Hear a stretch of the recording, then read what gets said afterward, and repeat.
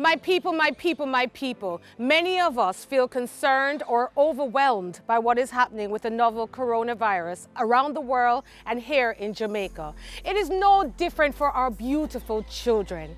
Parents and caregivers, I beg you to take the time to talk with your children about how they are feeling and how they can protect themselves. Guess what? We have some tips for you.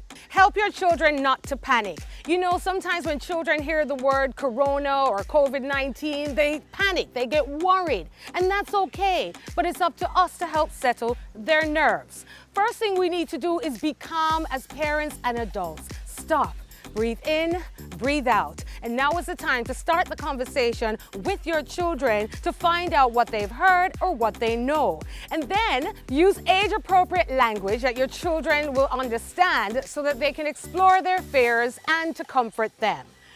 Also remind your children that most people who get COVID-19 do not get very sick and they do recover. Encourage your children to get the facts. There's a lot of fake news and wrong information out there, so please encourage your children to get the facts. Now, your older children especially who are exposed to social media, they could be exposed to a lot of wrong information. So hear what?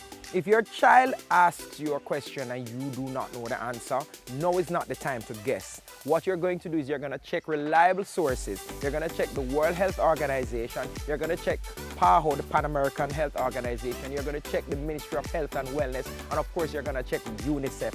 They are good sources of information. Check them, and you and your child can learn. No, it's not about the doom and gloom alone, you know. I want you to share the good stories too. The stories of triumphs, the stories of our health sector workers who are on the front lines ensuring that we bring this pandemic under control. Listen, in every obstacle you have opportunity. This is a good time for some family time getting closer, all right? Make sure your children know how to protect themselves. So talk to them about 6 simple steps. Number 1, wash their hands. And I don't just mean talk to them, but show them how to do it the right way. They're to wash their hands frequently with soap and water for about 20 seconds. Or if you're like my 8-year-old daughter, she'll tell you the length of time it takes you to sing the ABCs. Whatever you do though, make it fun, especially if you have younger children. Make up a dance, make up a song, just have them washing their hands as much as possible. Number 2, they are to cover those mouths and noses if they're coughing or sneezing. And they should do it with a bent elbow, or as I like to call it, the dab. Or they can go ahead and use a tissue, just that as long as they throw away that tissue in the bin. Remind them they're not to leave it on any surfaces or areas.